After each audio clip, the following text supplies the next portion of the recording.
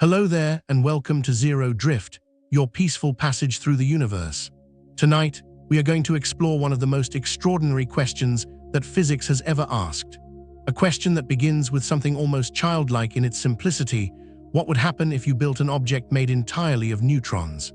And ends in a place of such cosmic strangeness that the mind can only approach it slowly, gently, in the way that you approach something very large or very dark or very beautiful. What happens when you stack neutrons? When you take those tiny, neutral particles tucked inside atomic nuclei and pile them together, one after another, into objects of increasing size? Is there a limit? And if there is, what happens when you reach it? What does the universe do at the edge of what is possible? The answers to these questions take us through the heart of quantum mechanics and nuclear physics and Einstein's general relativity.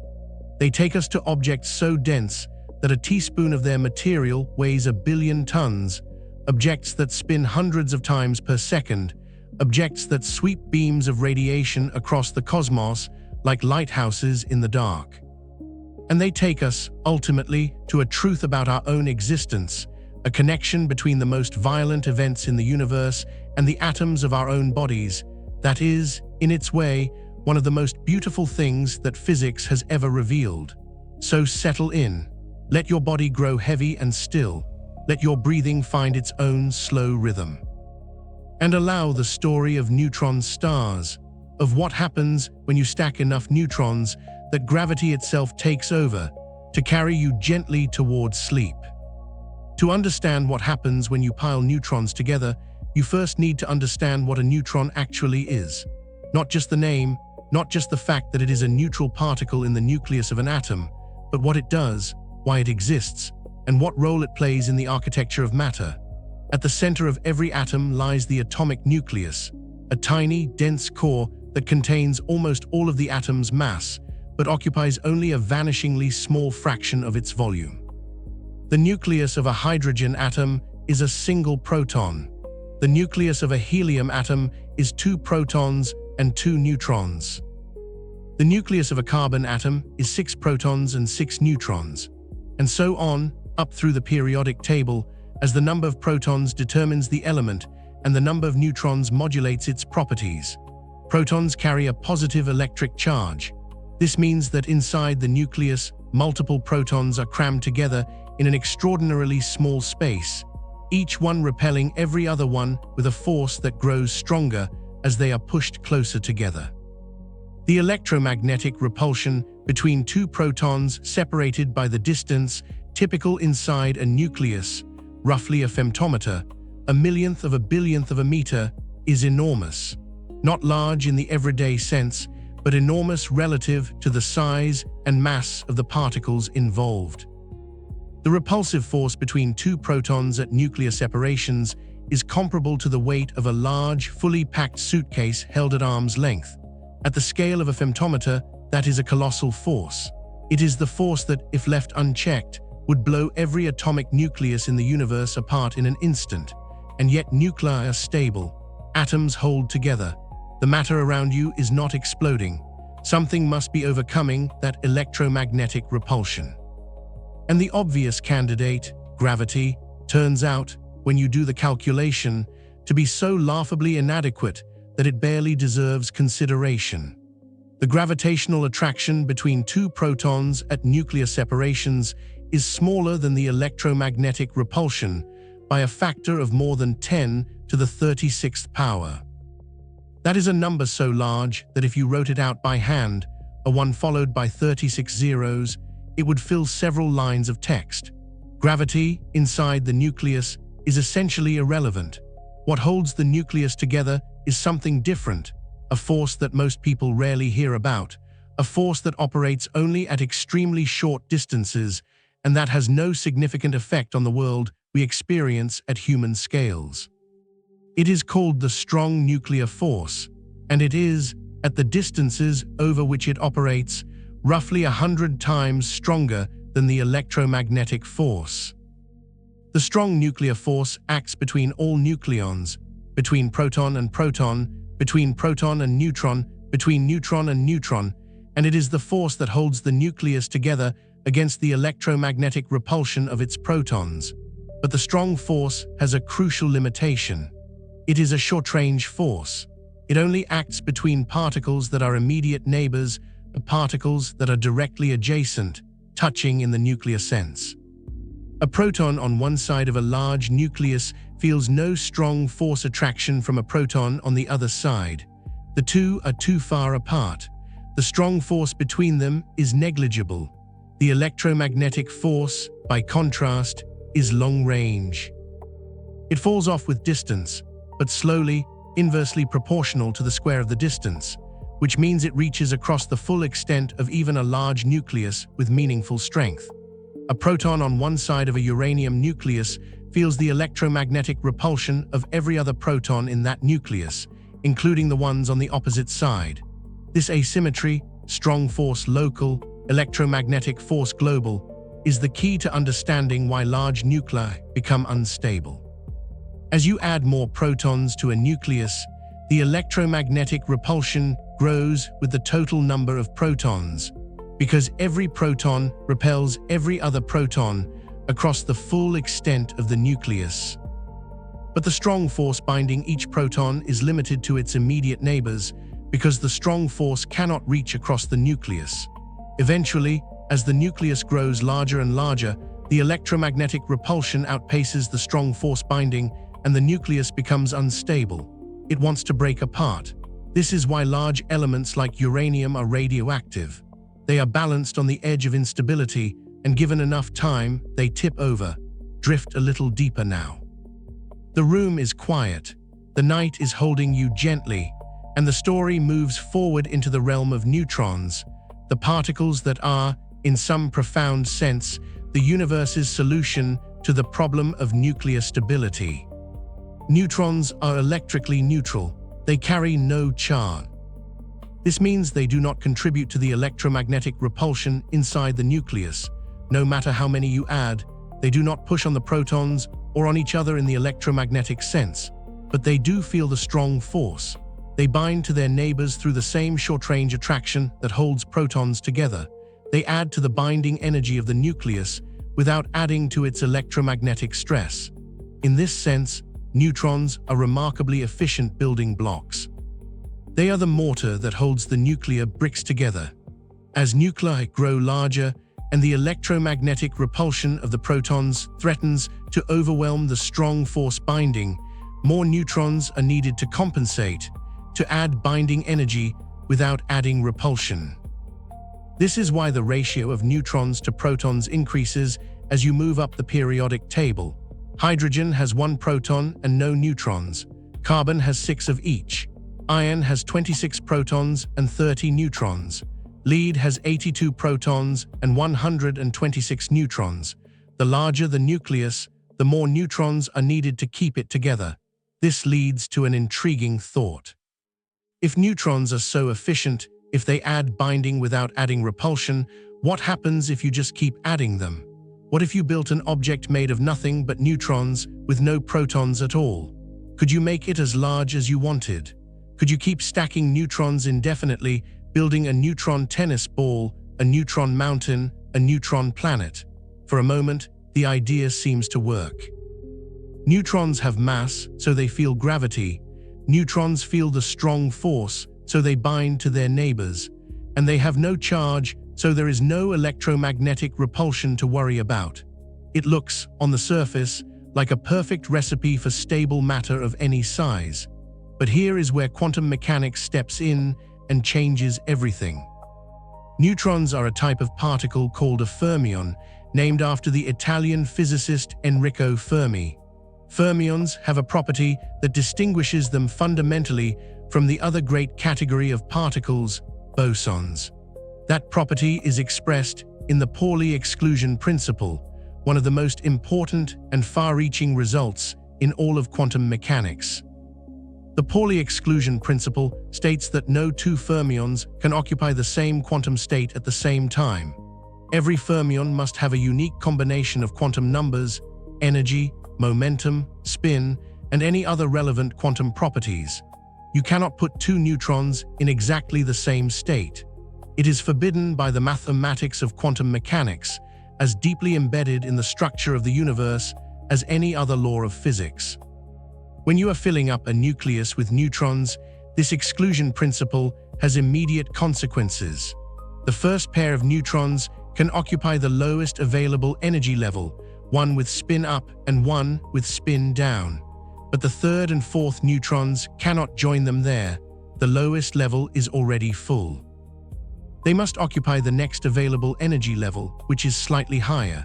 The fifth and sixth neutrons must go to the level above that, and so on.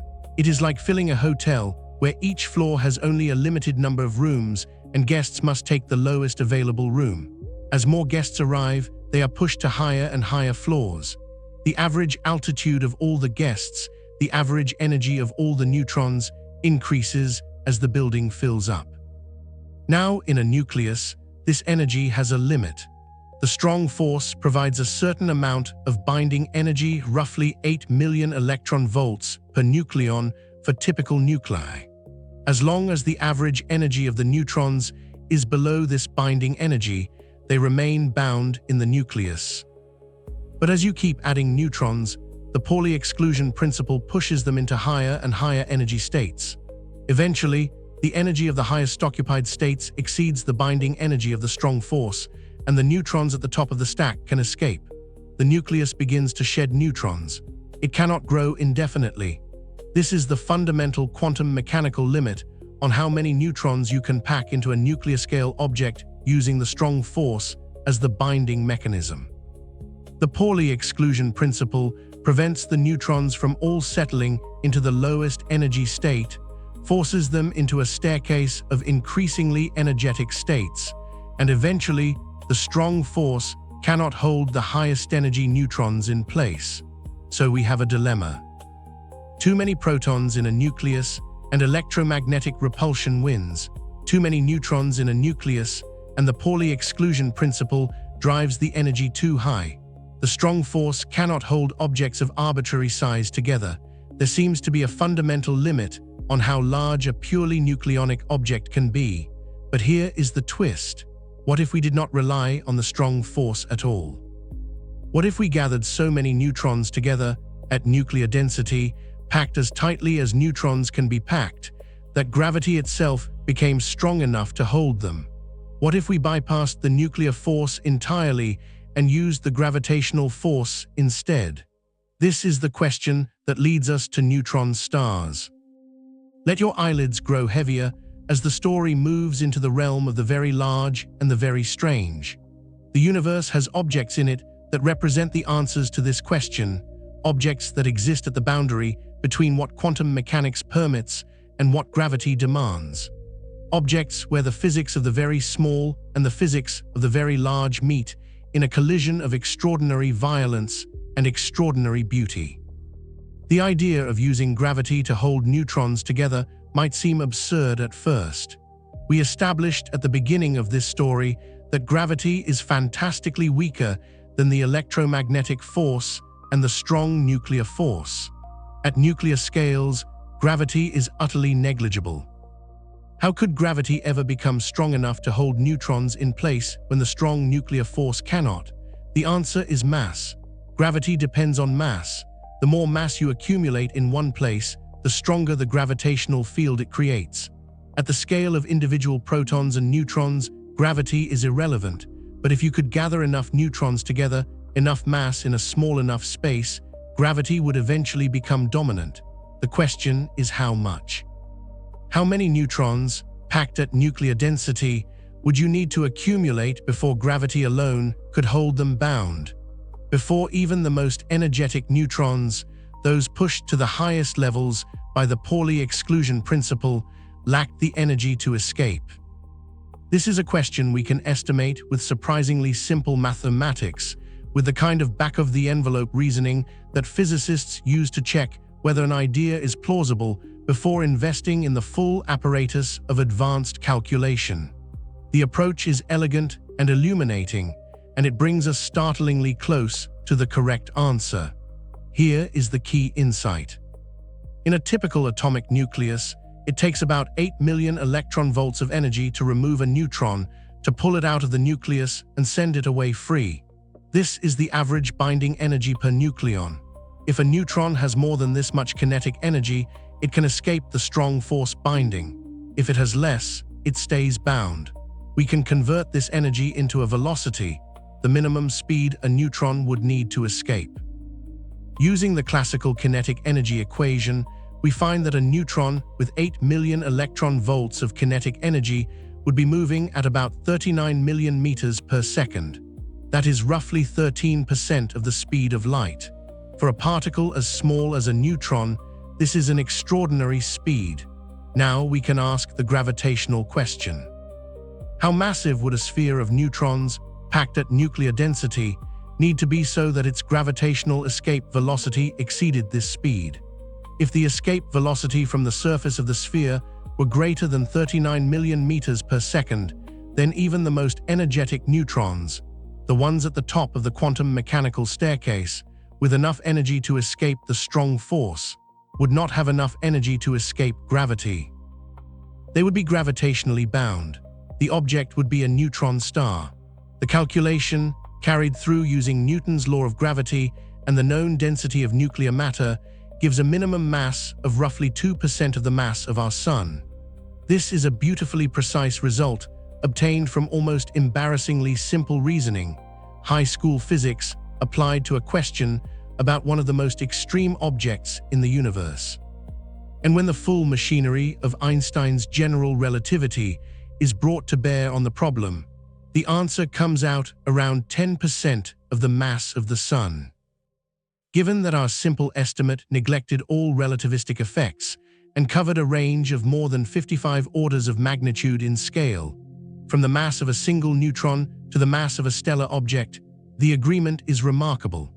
It tells us that physical intuition, properly applied, can reach across the most extreme ranges of the universe and find answers that are not just in the right ballpark, but genuinely close to the truth.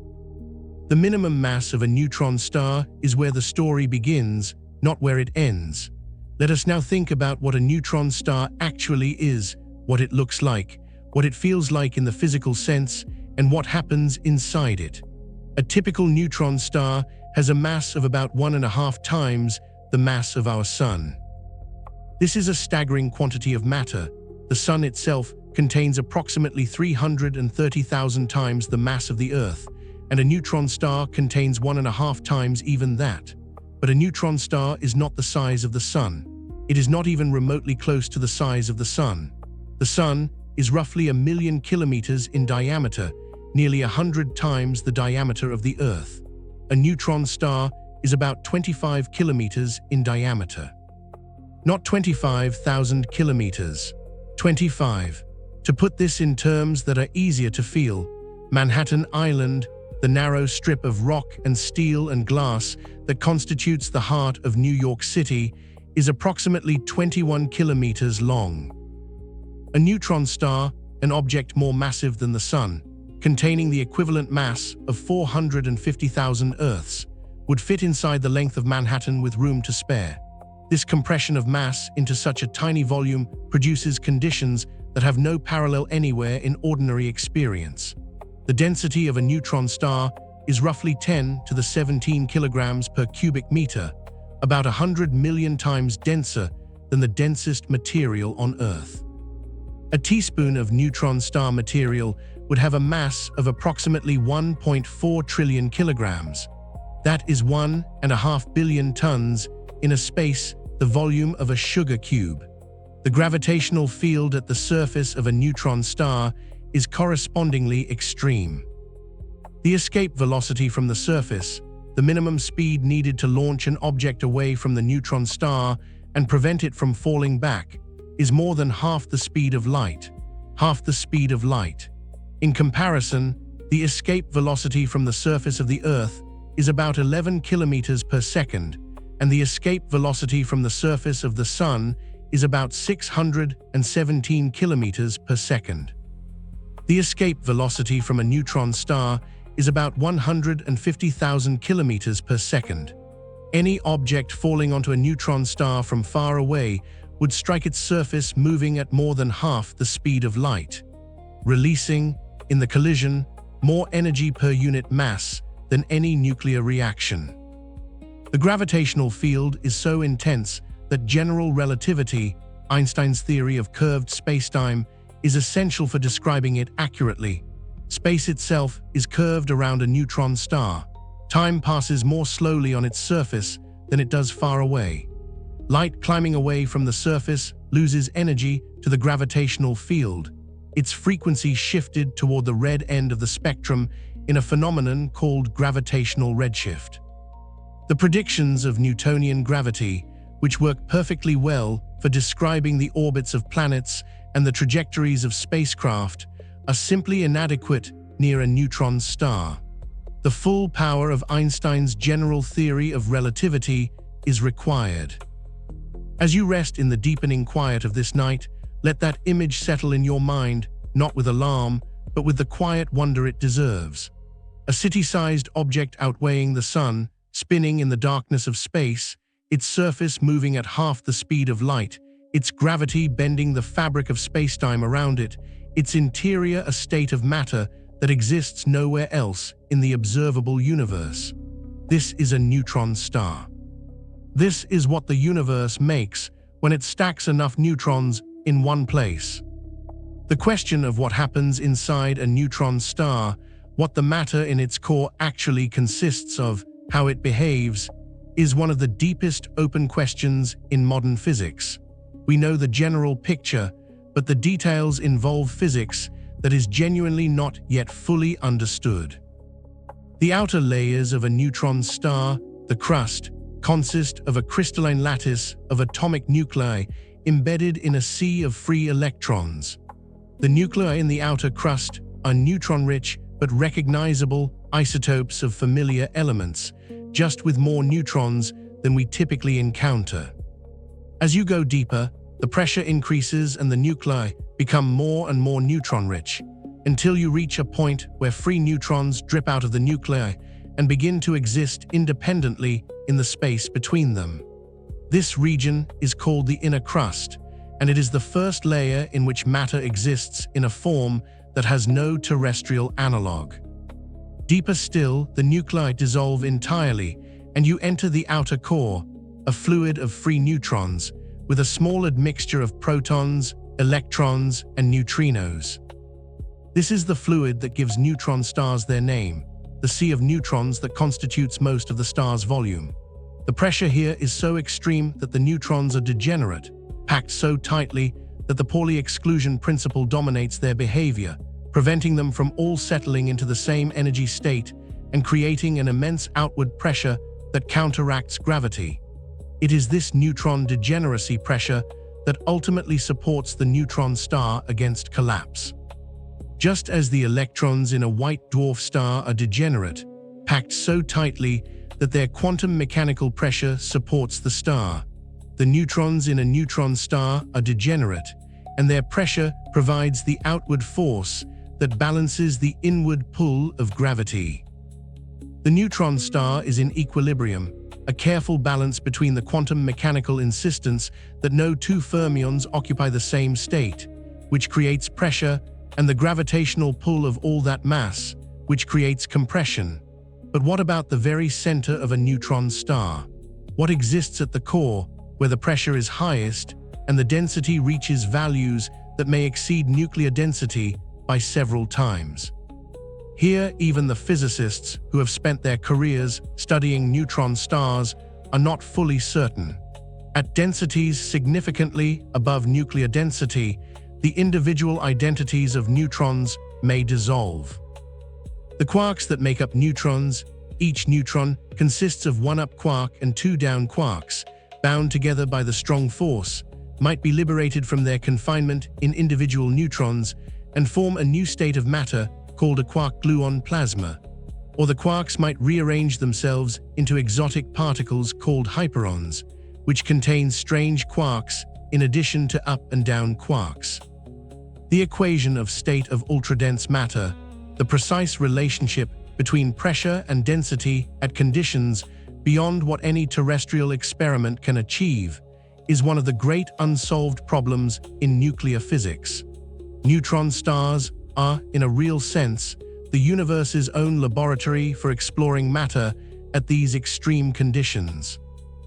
By measuring the masses and radii of neutron stars through pulsar timing, gravitational wave observations, and X-ray spectroscopy, physicists can constrain the equation of state and learn something about the behavior of matter that cannot be learned any other way.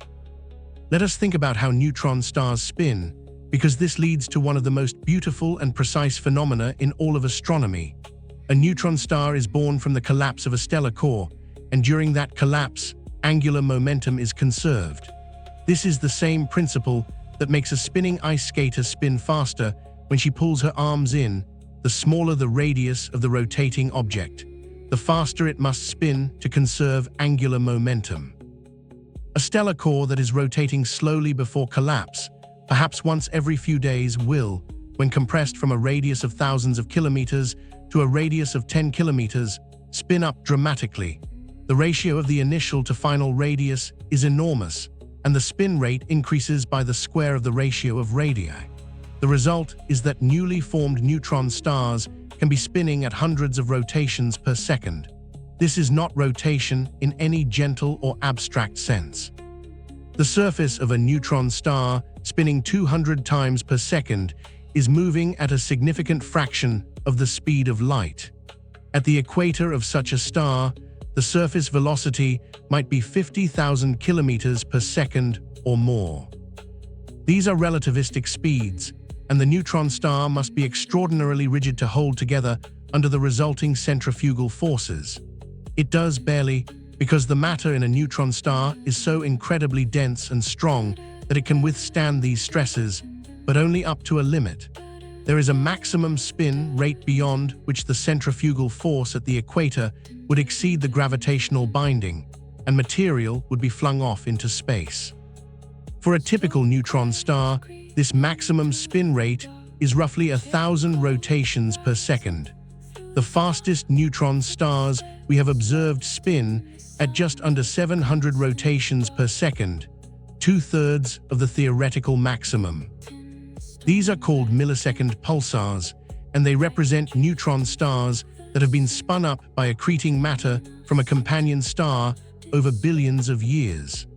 They are among the most precisely behaved objects in the universe, their rotations so regular and so stable that they serve as some of the most accurate clocks ever discovered.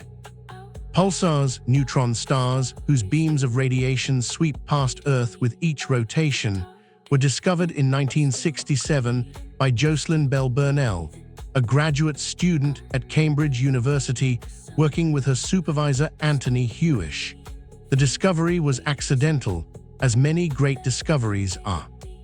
Bell Burnell was using a radio telescope to study a completely unrelated phenomenon, the scintillation of quasars in the solar wind, when she noticed an anomalous signal in the data, a series of pulses arriving with such clockwork regularity that she and Hewish briefly, half-jokingly, labeled it LGM-1, Little Green Men 1. The possibility that it might be a signal from an intelligent civilization was briefly considered and then dismissed, but the name stuck long enough to become part of the story. The explanation, when it came, was not little green men, but something equally extraordinary, a rapidly rotating neutron star, sweeping a beam of radio waves across the sky with every rotation, each pulse arriving at Earth as precisely as the tick of an atomic clock. The Nobel Prize in Physics was awarded in 1974 for the discovery of pulsars, though the prize went to Hewish and the radio astronomer Martin Ryle rather than to Jocelyn Bell Burnell herself, an omission that has been widely criticized in the decades since, and that Bell Burnell herself has addressed with remarkable grace and generosity. The question of the maximum mass of a neutron star is as important as the question of the minimum mass, and the answer is equally rich in physical content. We established that neutron stars are supported against gravitational collapse by neutron degeneracy pressure, the quantum mechanical pressure arising from the Pauli exclusion principle. But this pressure has a limit. As the mass of a neutron star increases, the gravitational compression increases, and the neutrons are squeezed into higher and higher energy states. Eventually, the neutrons become relativistic.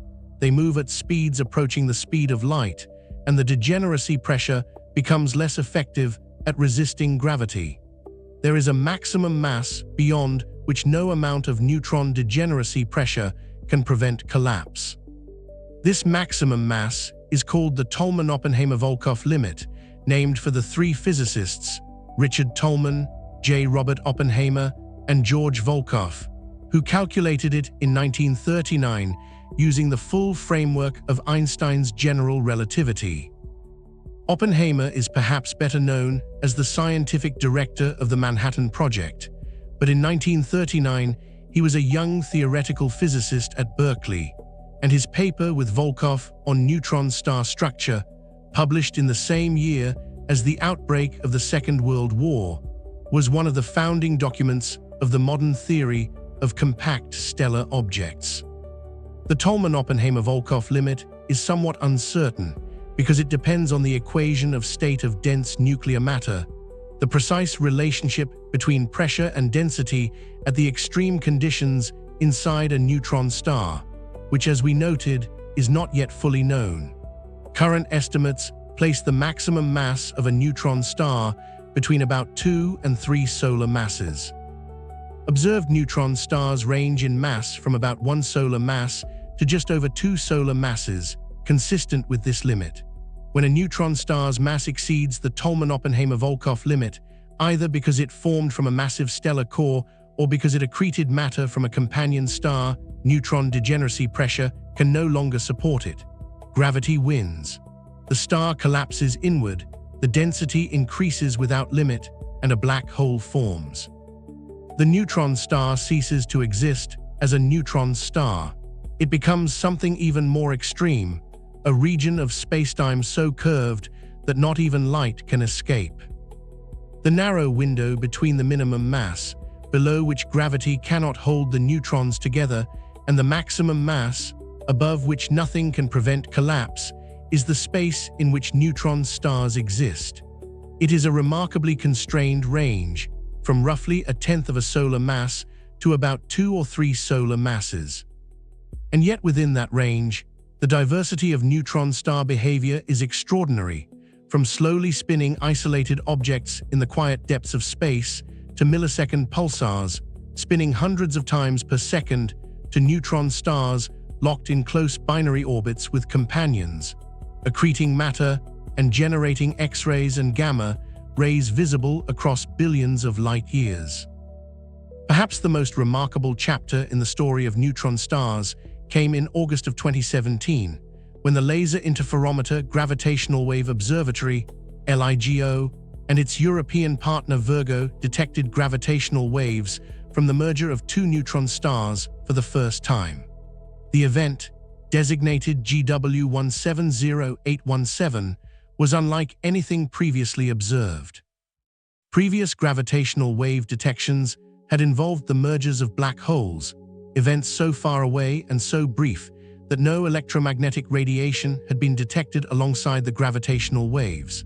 But GW170817 was closer, and the merger of 2 neutron stars, unlike the merger of 2 black holes, produced not just gravitational waves, but a spectacular fireworks display of electromagnetic radiation.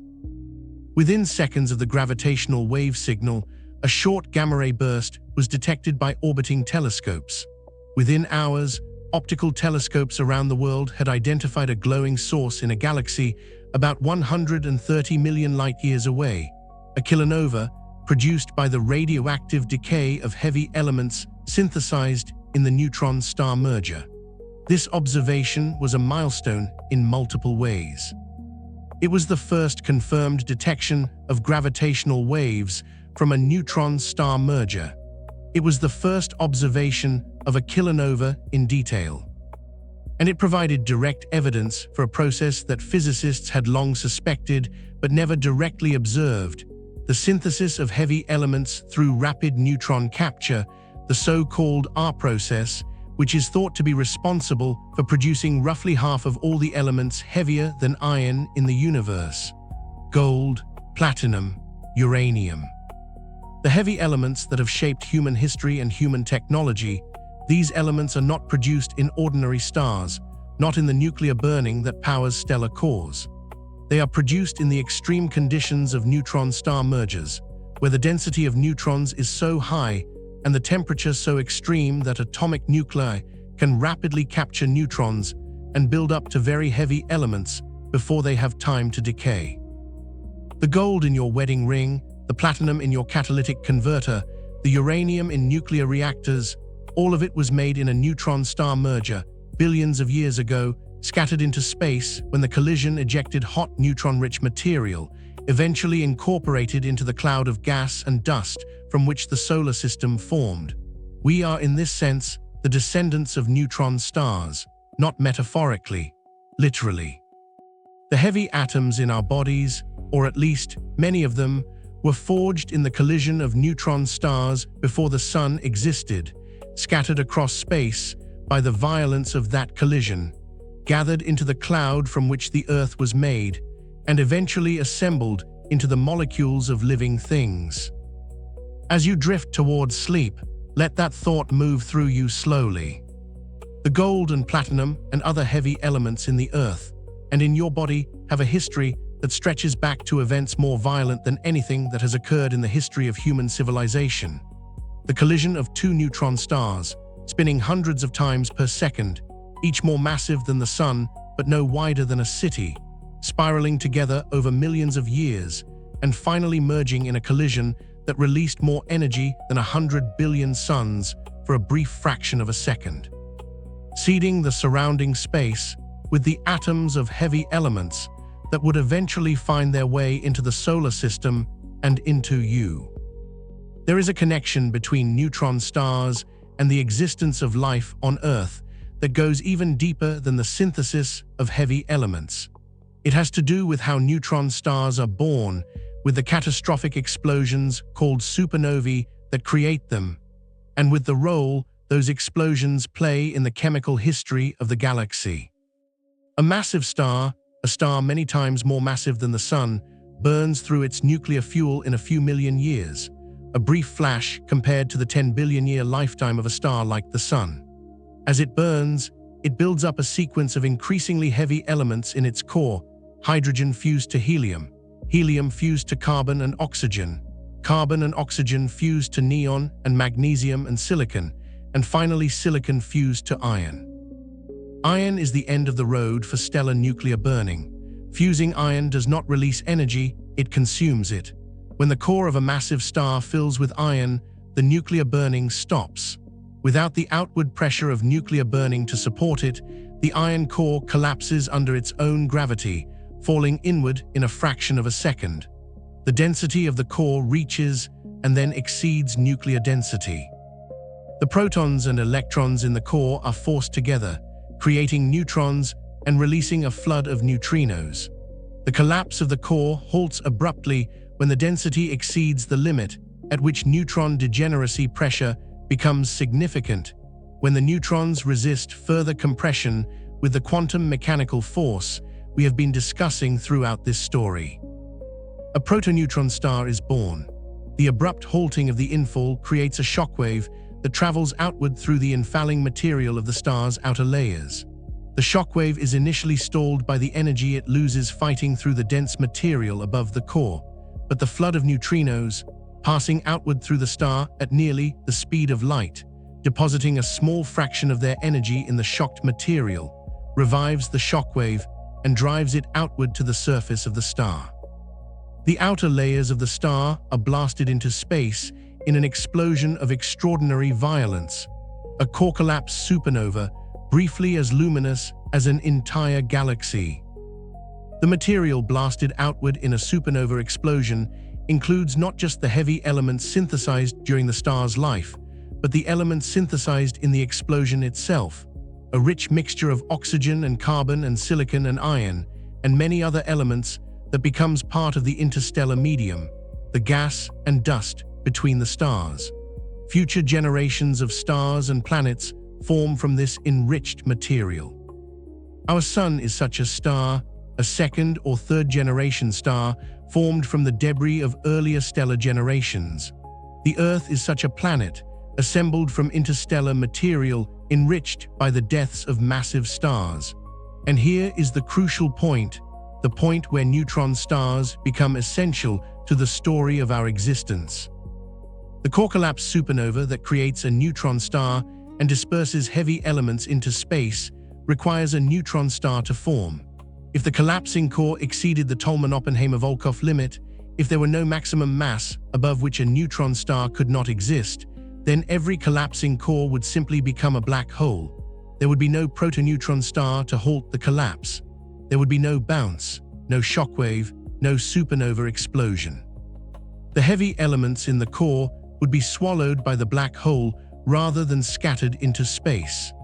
Neutron stars exist in a narrow window of mass defined by quantum mechanics and general relativity. And it is because they exist in that window, because neutron degeneracy pressure can support a stellar core up to a certain mass, but not above, that supernovae can occur, that heavy elements can be dispersed, that the universe can produce the chemical complexity necessary for planets and chemistry and life.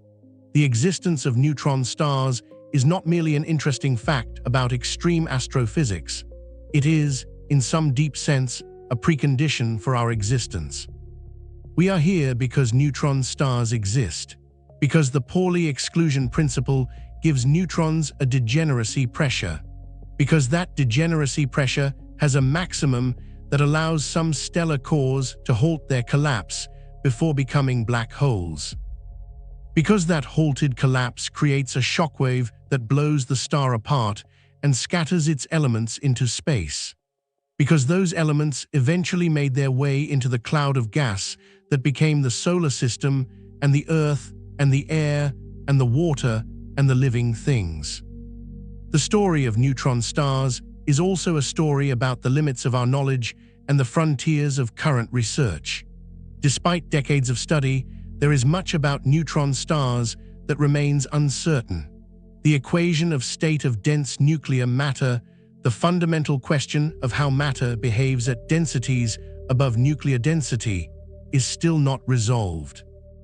Different theoretical models predict different behaviors, and the observational constraints, while improving rapidly, have not yet definitively selected among the possibilities. Are there hyperons in neutron star cores? Is there a quark-gluon plasma? Does matter undergo a phase transition to some exotic state at the highest densities?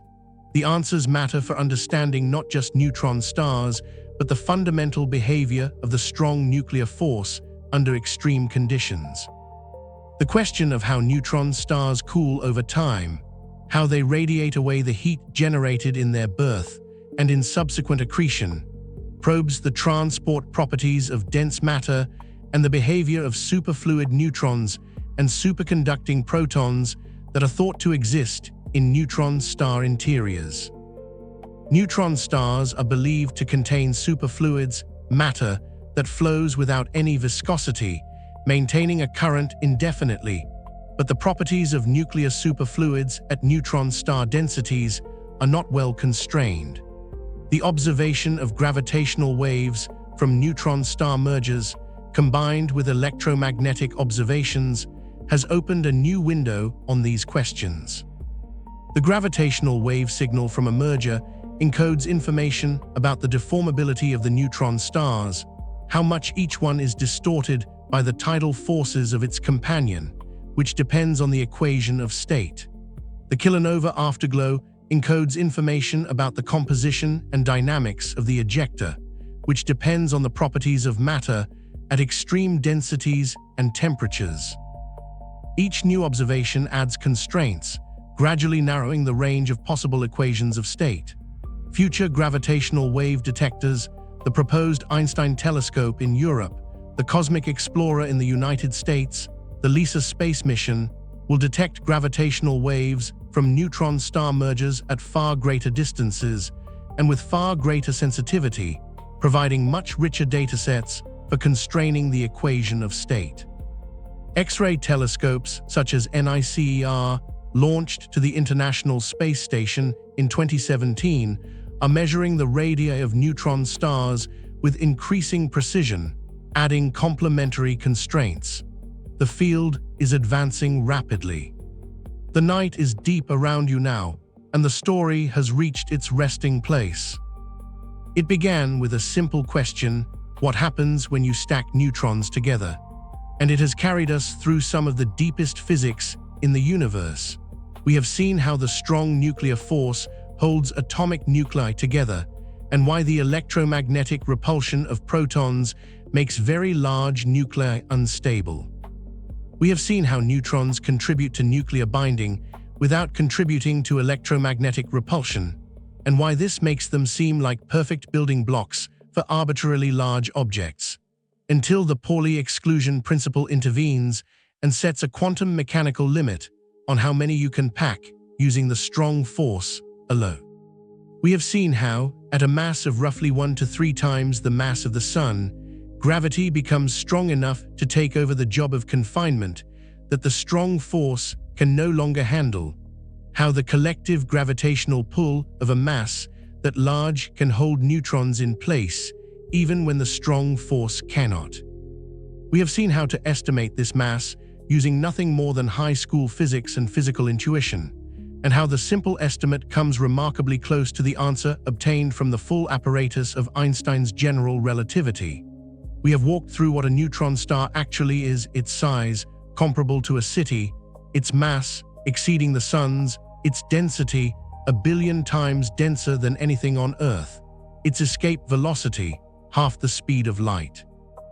We have seen how neutron stars spin, how pulsars sweep their beams across the cosmos like lighthouses, how millisecond pulsars tick with the regularity of atomic clocks. We have seen how the Tolman-Oppenheimer-Volkoff limit sets the maximum mass of a neutron star, and what happens when that limit is exceeded: collapse to a black hole. And we have followed the thread from neutron stars to supernovae, from supernovae to the dispersal of heavy elements, from heavy elements to the chemistry of planets and life, and from life back to the question of our own existence, arriving at the remarkable realization that we are here in part because neutron stars exist, because the Pauli exclusion principle gives them a maximum supportable mass, and because that maximum mass allows supernovae to occur and scatter the heavy elements that the universe needed to make us. Stack enough neutrons and gravity takes over. Stack too many and nothing can resist the collapse, and a black hole forms. But in the narrow window between too few and too many, in the range of masses where neutron degeneracy, pressure, and gravity reach an equilibrium, something extraordinary exists: a neutron star, a cosmic object that encodes, in its structure and its properties and its eventual fate, some of the deepest truths about quantum mechanics and gravity and the nature of matter. And in the story of how those neutron stars form and how they die and what they scatter into space when they do, in that story is written, in part, the story of us.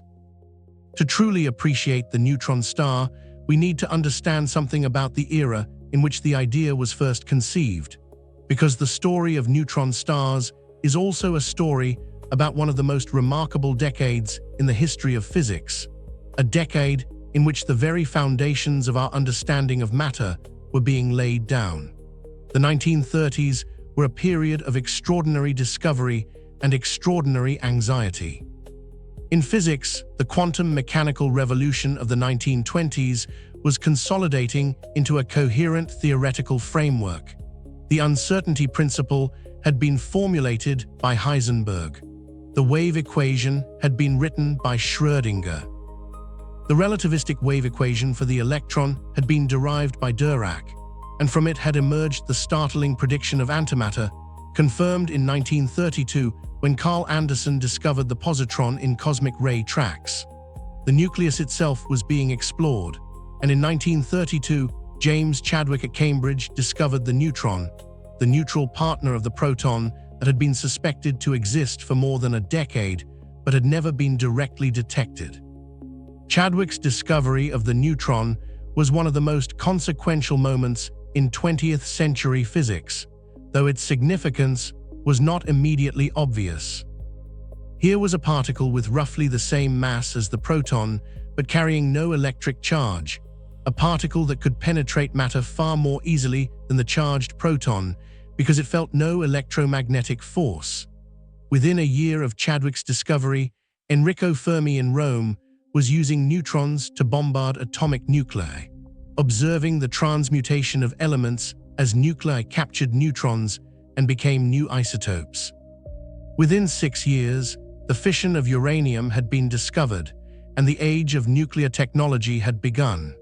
But in 1934, 2 years after the neutron's discovery, the astronomers Walter Baade and Fritz Zwicky proposed something even more extraordinary. They suggested that the catastrophic explosions of massive stars, which they named supernovae, coining the term, might be the mechanism by which ordinary stars were converted into neutron stars.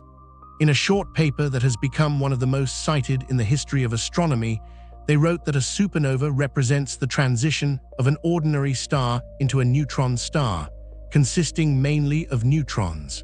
The idea was remarkable for its audacity. Neutrons had been discovered only 2 years earlier. The theoretical framework for understanding nuclear matter was still in its infancy.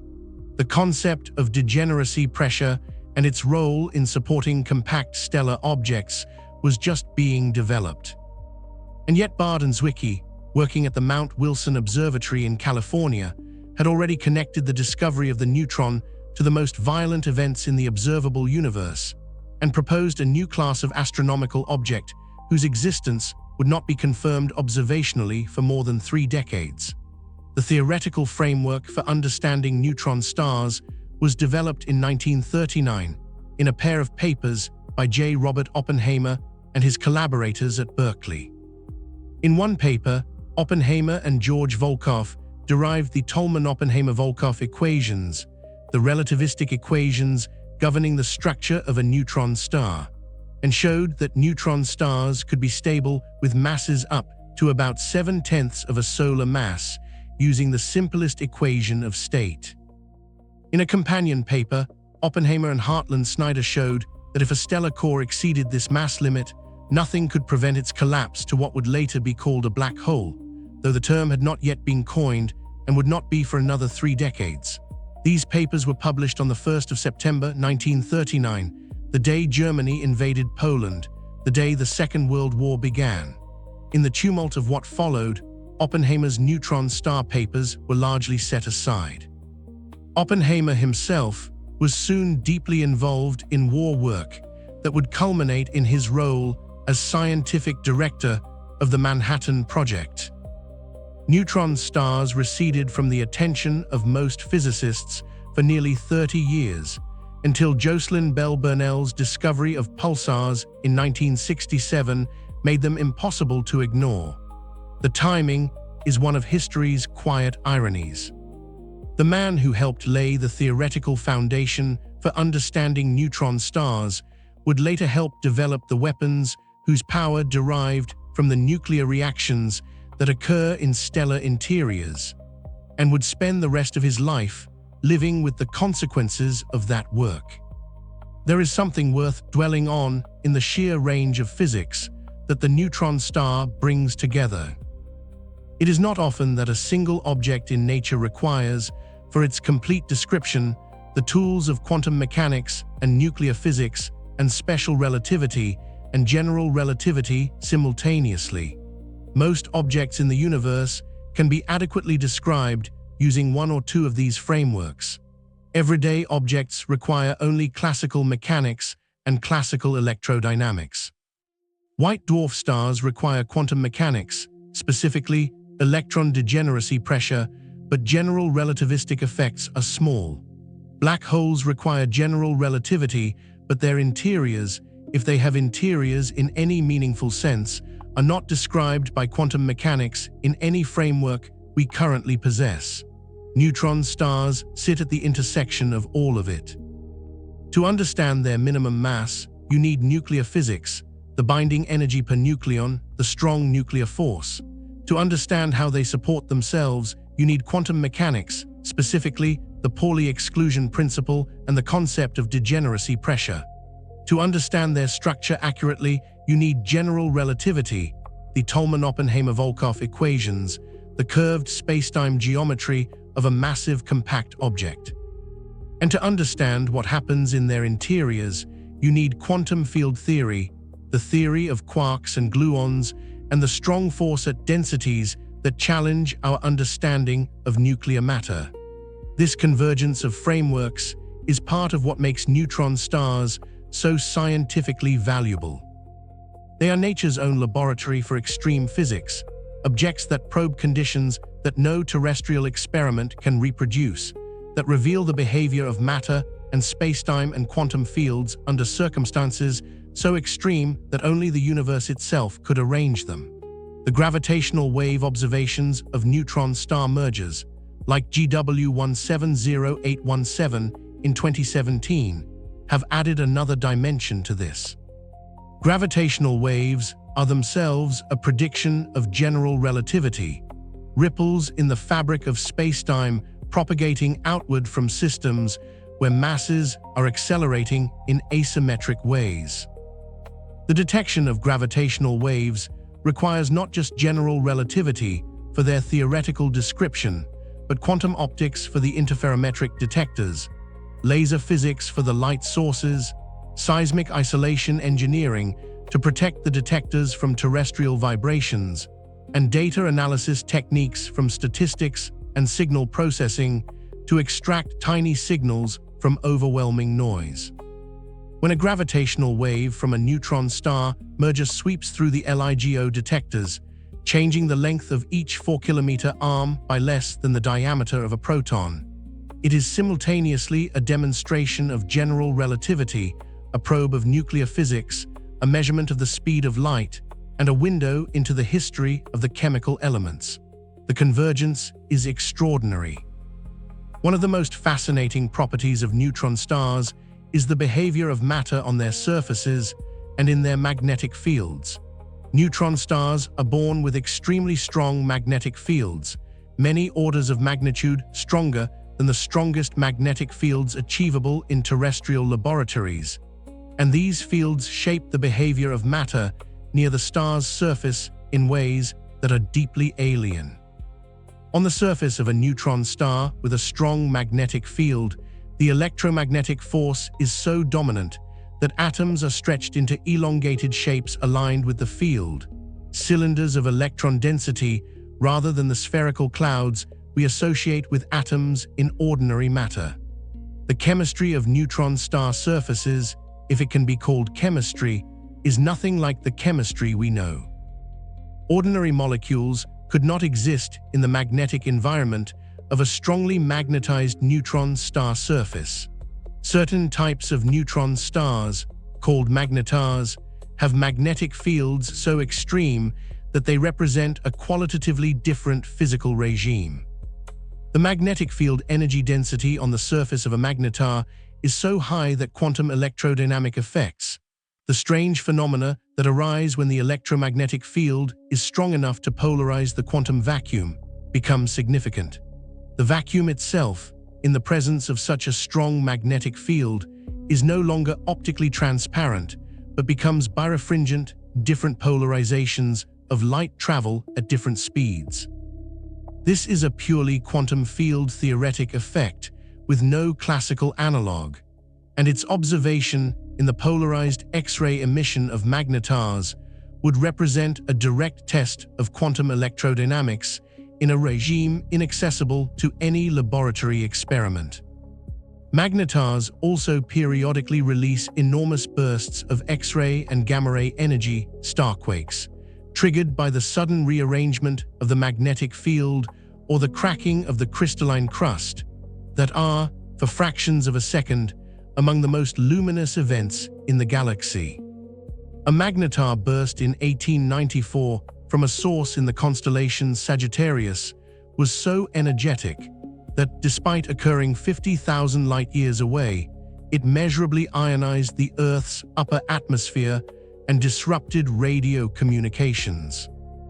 In the fraction of a second that the burst lasted, it released more energy than the Sun emits in 100,000 years. Let the quiet of this hour settle around you as the story approaches its final passages. We have traveled from atomic nuclei to neutron stars to magnetars to gravitational wave observatories to the heavy elements in your body.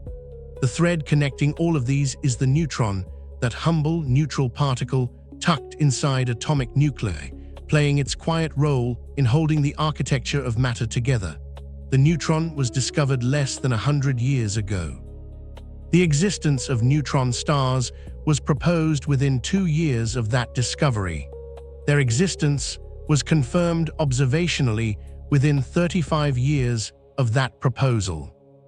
Gravitational waves from their mergers were detected within 53 years of their discovery, and the heavy elements synthesized in those mergers, the gold and platinum that have played such roles in human civilization, were traced to their source within a single generation of astronomers. The pace of discovery in this domain has been extraordinary, driven by the development of new instruments, radio telescopes sensitive enough to detect the faint pulses of distant pulsars, X-ray satellites capable of observing the hot plasma around accreting neutron stars, gravitational wave interferometers capable of detecting the spacetime ripples from merging neutron stars a billion light-years away. Each instrument has opened a new window, and each new window has revealed new physics. What will the next generation of instruments reveal? The Einstein telescope, proposed for construction in Europe over the coming decade, would be sensitive to gravitational waves from neutron star mergers at distances 10 times greater than LIGO, detecting perhaps tens of thousands of events per year rather than the handful per year that current detectors find. The wealth of information from such observations would transform our understanding of the neutron star equation of state, the properties of dense nuclear matter, and the production of heavy elements. The NICER telescope continues to accumulate precise measurements of neutron star radii, adding complementary constraints. Future X-ray missions will probe the thermal emission from neutron star surfaces and interiors with new precision. The story of neutron stars is not finished. It is, in many ways, just beginning, moving from the era of first discovery into the era of precise characterization, from the establishment of their existence to the detailed understanding of their properties and their role in the broader story of the cosmos. There is a philosophical dimension to the neutron star story that deserves a moment's attention before the story closes. It concerns the relationship between the very small and the very large, between quantum mechanics, which governs the behavior of particles on scales of femtometers, and general relativity, which governs the structure of spacetime on scales of light-years, and what it means that a single object in nature requires both of these frameworks simultaneously. Quantum mechanics and general relativity are, as they currently stand, incompatible. The mathematical frameworks of the two theories cannot be straightforwardly combined. General relativity is a theory of smooth, continuous spacetime, a classical field theory in which space and time form a differentiable manifold that responds to the distribution of matter and energy. Quantum mechanics is a theory of discrete, probabilistic events, a framework in which physical quantities are represented by operators on a Hilbert space, and measurements produce random outcomes distributed according to probability amplitudes. Combining these two frameworks, developing a theory of quantum gravity, is the greatest unsolved problem in theoretical physics. String theory and loop quantum gravity are two of the most developed approaches, but neither has produced experimentally confirmed predictions beyond those of existing theories. The regime in which both quantum gravity effects and classical gravitational effects are important, the Planck scale, where the quantum of length is about 10 to the negative 35 meters, is so far beyond the reach of any conceivable experiment that it seems unlikely to be directly accessible in the foreseeable future. But neutron stars probe the intersection of quantum mechanics and general relativity in a way that is accessible, not at the Planck scale, but at the scale of nuclear matter and stellar objects, where both quantum effects and general relativistic effects are significant and observable. The interior of a neutron star is a regime of quantum degeneracy pressure and curved spacetime and possibly exotic quantum field theoretic phases of matter, a place where the two great frameworks of modern physics meet and must be applied simultaneously, even if their ultimate unification remains elusive. This is part of why neutron stars are such rich objects for physics. They do not probe the most fundamental level of the incompatibility between quantum mechanics and general relativity. They do not probe Planck-scale physics. But they probe the intersection in a way that is observationally accessible, and they do so in conditions of such extreme density and gravity that new physics might emerge, new states of matter, new phenomena, new constraints on the theoretical frameworks we use to describe nature. Every neutron star observation is, in this sense, an experiment at the frontier of physics. Every precise measurement of a neutron star mass, or radius, or spin, or magnetic field is a test of our best theories under conditions that no laboratory can replicate. The universe is our particle accelerator, and neutron stars are some of its most interesting data points. Let the story rest now, complete in itself, a journey from the inside of an atomic nucleus to the edge of what is possible in the cosmos. From the electromagnetic repulsion of protons in a nucleus to the strong force that overcomes it. From the Pauli exclusion principle that limits how many neutrons you can pack together to gravity that provides the binding force when the strong force cannot. From the minimum mass of a neutron star to its maximum mass, from its formation in a supernova to its eventual fate as a black hole or a cooling remnant. From the gold in your wedding ring to the neutron star merger that made it billions of years before the Earth existed. The answer to the question we began with, how many neutrons can you stack before reality breaks, is this. Stack 100,000 times the mass of the Earth, and gravity begins to take over from the strong force. Stack more than about 2 or 3 solar masses, and even neutron degeneracy pressure gives way and a black hole forms. In between those limits, in the narrow window where quantum mechanics and gravity reach an equilibrium, the universe makes neutron stars, objects that are at once the densest stable matter in existence and essential participants in the chemical history of the cosmos. Reality does not break. It bends, in the most literal sense, spacetime curving around these extraordinary objects, the fabric of the universe distorting in response to their mass. But it holds, and in holding, it produces something wonderful. The neutron itself is a more interesting object than its simple description suggests. It is not, as it might at first appear, a fundamental particle, an indivisible unit of matter. It is a composite object, made of 3 quarks bound together by the strong nuclear force, which at the level of quarks is mediated by particles called gluons. Specifically, a neutron consists of 1 up quark and 2 down quarks, held together in a configuration so tight and so energetically bound that the quarks cannot be pulled apart individually. The strong force between quarks is a confining force. It grows stronger as the quarks are pulled further apart, rather than weaker, so that any attempt to separate them produces new quark-antiquark pairs from the energy supplied, rather than liberating a single free quark. This confinement of quarks inside neutrons and protons is one of the most striking features of the strong nuclear force, and it is described by a theory called quantum chromodynamics, QCD, which is the quantum field theory of the strong force.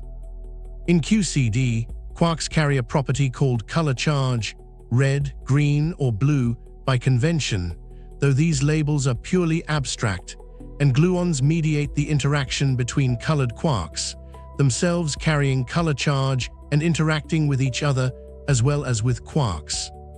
The mathematical structure of QCD is extraordinarily rich, and many of its most important predictions, including the confinement of quarks and the existence of the hadrons that quarks form, have been confirmed by decades of experiments at particle accelerators. Inside a neutron star, at densities significantly above nuclear density, the quarks in individual neutrons may be so close together that the boundaries between neutrons become meaningless, that the quark confinement that makes individual neutrons distinct objects breaks down, and the matter becomes a continuous fluid of deconfined quarks. This hypothetical state of matter, a quark-gluon plasma or quark matter, is thought to exist in the cores of the most massive neutron stars, though it has not yet been directly confirmed. The properties of quark matter under these conditions, its equation of state, its transport properties, its thermal behavior, are active areas of research in both theoretical and experimental physics. The intersection of QCD and general relativity at the densities found inside neutron stars represents one of the most challenging computational problems in physics. The equations of QCD are not solvable analytically in the regime relevant to neutron star cores. The coupling between quarks and gluons is too strong for the perturbative techniques that work at high energies. Numerical approaches, lattice QCD, in which spacetime is discretized onto a computational lattice, and the path integral of QCD is evaluated numerically, work well at zero or low density, but face severe computational challenges at the densities relevant to neutron star interiors.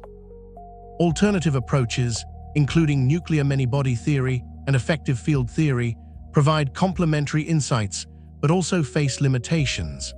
Understanding the equation of state of neutron star cores from first principles is one of the grand challenges of nuclear theory, and the connection to observation, through gravitational wave measurements and X-ray observations of neutron stars, provides the empirical constraints that guide and test the theoretical work. The pulsar, the neutron star whose rotating beam of radiation sweeps past Earth with clockwork regularity, has proven to be one of the most powerful tools in physics beyond its role as an astrophysical object of interest in its own right. The most precise measurements of some fundamental physical constants come from pulsar timing, the extraordinarily precise measurement of the arrival times of pulsar pulses. Because pulsars spin with such regularity, deviations from perfect regularity encode information about the pulsar and its environment. A pulsar in a binary system, orbiting a companion star, will show a periodic variation in the arrival times of its pulses due to the Doppler effect as the pulsar moves toward and away from Earth during its orbit. By measuring this variation with extraordinary precision, the orbital parameters of the binary system can be determined. In 1974, Russell Hulse and Joseph Taylor discovered a pulsar in a binary system with another neutron star, the Hulse-Taylor binary pulsar. By timing the pulses of this system over years and decades, they were able to measure the orbital period of the binary with extraordinary precision, and they found that the orbital period was decreasing at exactly the rate predicted by general relativity for a system losing energy through the emission of gravitational waves. This was the first observational evidence for gravitational waves, confirmed indirectly through the orbital decay of the Hulse-Taylor binary, before any direct detection of gravitational waves had been achieved. The agreement between the observed orbital decay and the general relativistic prediction was better than 1%, one of the most precise tests of general relativity ever performed. Hulse and Taylor were awarded the Nobel Prize in Physics in 1993 for this discovery.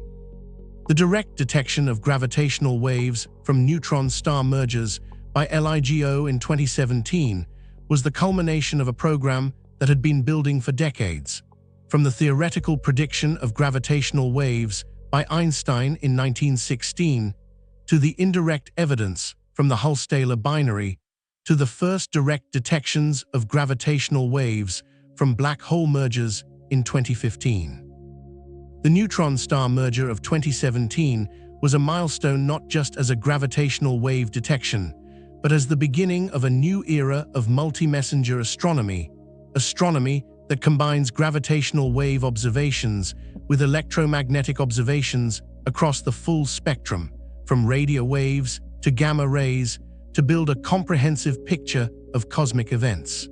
Each observation adds to the picture. Each pulsar timed, each neutron star weighed, each merger detected, all of it contributes to the growing body of knowledge about these extraordinary objects and about the fundamental physics they embody. As you drift further into sleep, let the image of a pulsar be the last thing you hold, not the technical details, not the equations, just the image itself. A neutron star spinning hundreds of times per second in the darkness of interstellar space, far from any planet, far from any eye that might see it. Its beam sweeping outward, past clouds of gas and dust, across light years of empty space, eventually reaching the radio telescopes that dot the surface of a small blue planet, carrying with it the tick of a celestial clock so precise that it embarrasses the finest technology our civilization has produced. The pulsar does not know it is being observed. It does not know that the precision of its ticking has been used to test the most accurate physical theory ever devised. It does not know that it is made of matter so compressed that physicists are still working out what that matter actually is. It does not know that the elements in our bodies were forged in the collision of objects like itself billions of years before we existed. It just spins, patient and exact and indifferent and beautiful in the dark between the stars. That is enough. That is more than enough. Consider for a moment what it means that we can know any of this. That human beings, living on a small rocky planet orbiting an unremarkable star in the outer reaches of a spiral galaxy, using instruments of glass and steel and electronics and mathematics, can determine the internal structure of objects 100 million light-years away, can measure the masses of stars they have never seen directly, can detect the ripples in space-time produced by their collisions, can trace the origin of the gold in their jewelry to the violence of neutron star mergers that occurred before the Earth existed. This is not a small thing. It is one of the most extraordinary achievements of our species, not the achievement of any individual, but the collective achievement of generations of scientists building on each other's work, each generation inheriting the tools and the knowledge of those who came before, and extending them a little further into the unknown. The theoretical framework that allows us to understand neutron stars was built by dozens of physicists over most of a century. From Chadwick discovering the neutron in 1932, to Baade and Zwicky proposing neutron stars in 1934, to Oppenheimer and Volkoff deriving the equations governing their structure in 1939, to Jocelyn Bell Burnell discovering pulsars in 1967, to the LIGO collaboration detecting gravitational waves from a neutron star merger in 2017. Each step built on all the previous steps. Each discovery opened new questions. Each answer generated new mysteries. The story is not finished. It never is. The universe always has more to reveal. And the fact that we are here, asking these questions, building these instruments, deriving these equations, the fact that the matter of the universe has organized itself, in this particular corner of a particular galaxy, into beings capable of curiosity and calculation and wonder, is itself one of the most remarkable things that the universe has produced. Neutron stars helped make us possible. By dying in supernova explosions, by scattering heavy elements into space, by participating in the chemical enrichment of the galaxy over billions of years. And we, in turn, have spent a century learning to understand them, learning to read the signals they send across the light years, learning to hear the space-time ripples of their collisions, learning to interpret the fundamental physics encoded in their masses and radii and spin rates. It is a strange and beautiful relationship between the observer and the observed. Between the beings made possible in part by neutron stars and the neutron stars they have learned to study with such precision and such care. The universe, it seems, is the kind of place that produces both neutron stars and people who wonder about them. And tonight, lying still and breathing slowly, you are one of those people, a small, warm, conscious knot of heavy elements forged in stellar interiors and scattered by stellar deaths, wondering about the objects that made you possible. That is a very beautiful thing to be. There is one more thread worth pulling before the story rests completely. It is the thread of scale, of the breathtaking range of scales that the neutron star story spans, and what that range tells us about the reach of physical law. A neutron, the fundamental particle with which this story began, is about a femtometer in size, 10 to the negative 15 meters. A neutron star is about 25 kilometers in radius, roughly 10 to the 4th meters. The ratio between these scales, the ratio of the neutron star to the neutron, is about 10 to the 19.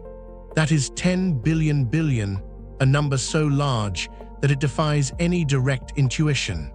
And yet the same physical laws that govern the neutron also govern the neutron star. The Pauli exclusion principle that prevents two neutrons from occupying the same quantum state inside a nucleus also provides the degeneracy pressure that supports a neutron star against gravitational collapse. The strong nuclear force that binds neutrons inside nuclei is the same force, or more precisely, the same underlying force, the residual strong force between composite hadrons, that contributes to the equation of state of neutron star matter. The quarks and gluons that make up individual neutrons may, in the cores of the most massive neutron stars, be the relevant degrees of freedom rather than the neutrons themselves. Physics works across this range of scales not because we have separate laws for each scale, but because we have a handful of fundamental laws, quantum mechanics, quantum field theory, general relativity, that apply consistently from the smallest to the largest. The fact that these laws, discovered and developed through the study of accessible phenomena, continue to apply in the most extreme regimes, in the cores of neutron stars, in the first fractions of a second after the Big Bang, at the event horizons of black holes, is one of the most remarkable facts about the universe. It did not have to be this way. The universe could have been a place where the laws that govern the very small were completely disconnected from the laws that govern the very large, where the physics of atoms had nothing to do with the physics of stars, where the quantum mechanics of a nucleus was irrelevant to the structure of a stellar remnant. But it is not that way. The laws connect. They apply across 55 orders of magnitude in mass, from the neutron to the neutron star, and they give us, through our equations and our observations, a coherent picture of a universe governed by a small number of deep principles. That coherence, the fact that the same mathematics works at the femtometer scale and at the kilometer scale and at the light-year scale, is, in a quiet way, one of the most profound and most beautiful things about physical reality. It suggests that the universe, whatever else it may be, is fundamentally lawful, that there is a deep order underlying the apparent complexity and variety of what we observe, that the chaos of supernovae and the precision of pulsars and the density of neutron star interiors all follow from the same principles, expressed in different regimes. That lawfulness is what makes science possible. And it is what makes the neutron star story, which spans from the femtometer to the light year and from the quantum to the relativistic, so extraordinary, a single thread of physical law running through all of it, connecting the smallest particle to the most extreme object, connecting the quantum world to the cosmic one. The universe is very large, the laws are very deep, and tonight, lying still in the quiet dark, you are the part of the universe that has learned to read them. The history of astronomy is, in many ways, a history of discovering that the universe contains things more extreme than anyone expected. In the ancient world, the sky was a fixed sphere of stars rotating above a stationary Earth. In the Copernican revolution, the Earth became a planet orbiting the Sun. In the modern era, the Sun became one of hundreds of billions of stars in the Milky Way one of hundreds of billions of galaxies in the observable universe. At each step, the universe turned out to be larger, stranger, and richer than the previous understanding had suggested, and the objects in it turned out to be more extreme, more varied, more remarkable than anyone had imagined. Neutron stars are one of the most extreme objects the universe produces, objects where the density of matter exceeds anything achievable in any laboratory, where the gravity curves spacetime significantly, where the spin rates challenge our intuitions about rotation, where the magnetic fields enter regimes where quantum field theory must be applied to the electromagnetic vacuum itself. They are, in the most literal sense, at the boundary of what is possible for matter, the densest stable objects in the universe, the point just before gravity wins completely and a black hole forms. And they are, as we have seen, connected to our own existence in a way that is not metaphorical but physical. The heavy elements in your body passed through a neutron star merge on their way to you. The supernova that forged the lighter elements and scattered them into space required a neutron star to form, to provide the bounce that drives the explosion. The existence of life on Earth is connected, through a long chain of physical causation, to the existence of neutron stars and to the particular physics, a quantum mechanical, nuclear, gravitational, that governs them. We are, in this sense, the universe knowing itself through its most extreme creations. The neutron stars made us possible, and we, in turn, have learned to study and understand them.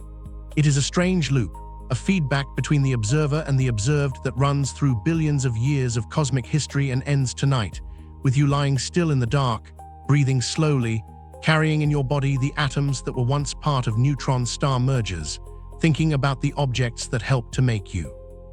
That thought, too, can rest now. You have carried it far enough. Let it dissolve into the background of your awareness, like the last note of a piece of music fading into silence. The universe is doing its work without your attention. The pulsars are spinning. The heavy elements are drifting through space. The gravitational wave detectors are listening, and you are here, warm and still, exactly where you are supposed to be. Among the most remarkable things about neutron stars is how they age. Unlike ordinary stars, which burn for billions of years, slowly fusing hydrogen into helium and heavier elements, a neutron star does not burn at all. It has no nuclear fuel. It is not powered by any ongoing reaction. It is simply the compressed remnant of a stellar core, cooling slowly into the dark. A newly formed neutron star is extraordinarily hot. Temperatures in its interior can reach hundreds of billions of degrees in the first seconds after formation. At these temperatures, the star radiates energy furiously, primarily in the form of neutrinos that stream freely through the star and carry energy away with them. Within the first minute, the proto-neutron star loses much of its initial energy to neutrinos, and it cools to temperatures of tens of billions of degrees. Over the next days and weeks, it continues to cool. By astronomical standards, the cooling is rapid at first, but slows dramatically over time. A neutron star 1,000 years old may have a surface temperature of about 1,000,000 degrees, hot enough to glow brightly in X-rays, visible to orbiting X-ray telescopes. A neutron star 1,000,000 years old has cooled to perhaps 100,000 degrees. One that is 1,000,000,000 years old is too cool to be easily detected. The rate at which a neutron star cools depends on the processes by which it loses energy, and those processes, in turn, depend on the properties of matter in its interior. Different theoretical models for the equation of state of neutron star matter predict different cooling rates, and by measuring the surface temperatures of neutron stars of known age, physicists can constrain these models. The observation of neutron stars that cool much faster than expected, and some have been found, suggests the existence of enhanced cooling processes in their interiors, possibly involving exotic matter or direct neutrino emission from quark matter. The cooling of neutron stars is yet another observational window into the physics of ultradense matter, complementary to mass and radius measurements and gravitational wave observations. Each piece of data from each type of observation adds a constraint, and the constraints taken together are gradually revealing the properties of matter in the most extreme conditions in the observable universe. An isolated neutron star, far from any companion, will eventually cool to the temperature of the cosmic microwave background, about 3 degrees above absolute zero, and sit there, dark and cold and dense, for a time far longer than the current age of the universe.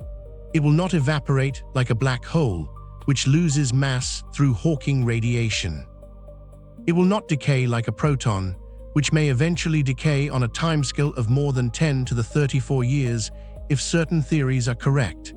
It will simply persist, a cold, dark, ultradense sphere of degenerate neutrons, for as long as the laws of physics allow matter to exist in stable form. The ultimate fate of an isolated neutron star is one of the more haunting things to contemplate in physics. It is an object that formed from the death of a star, that dispersed the heavy elements that made planets and life possible, that spun and radiated and was studied and understood by the beings its dispersed elements helped to create, and that will then outlast everything else in the universe, cooling slowly into the dark of a cosmos that has itself grown cold and empty, surviving long after the last stars have burned out and the last black holes have evaporated. A frozen relic of the stellar era in the dead calm of the far future. There is something almost meditative in that image, the cold, dark, patient neutron star persisting in the silence of a universe that has moved on. It does not know that it is alone. It does not experience the passage of time. It simply is dense and dark and enduring, a monument to the physics that created it. Let that image be the last one. Patient, exact, enduring. The universe is patient, the laws are patient, and tonight, in this small warm pocket of the cosmic dark, so are you. As we come to the end of our journey tonight, the story can begin to settle around you. We have traveled from the inside of an atomic nucleus to the most extreme objects in the observable universe. We have visited the strong nuclear force and the Pauli exclusion principle and the curved spacetime of general relativity. We have stood beside a neutron star in imagination and felt, as best we can at this distance, the strangeness and the grandeur of what the universe is capable of making. There is no need to hold any of that tightly now. You can let the details soften into impressions, the image of a city-sized star more massive than the sun, the slow spiral of 2 neutron stars approaching each other across 1 billion light-years, the gold synthesized in their collision, drifting across space for billions of years, eventually finding its way into the Earth and into the atoms of living things. Let these images drift through your awareness and dissolve, like starlight through dark water. The universe is very large and very old and very strange, and somewhere in the darkness outside, neutron stars are spinning, some of them ticking with a regularity so precise that they shame the finest clocks ever built by human hands. They are spinning right now, as they have been spinning for millions of years, as they will spin for millions of years to come, patient and exact and indifferent to whether anyone is listening. But we listen tonight, and that is enough. Let your breathing slow, let your body settle into wherever it is. The universe will keep unfolding on its own, just as it always has, steady, patient, and kind. Sleep well, good night, still drifting. Let the rain take over from here. Close your eyes and let it wash everything away.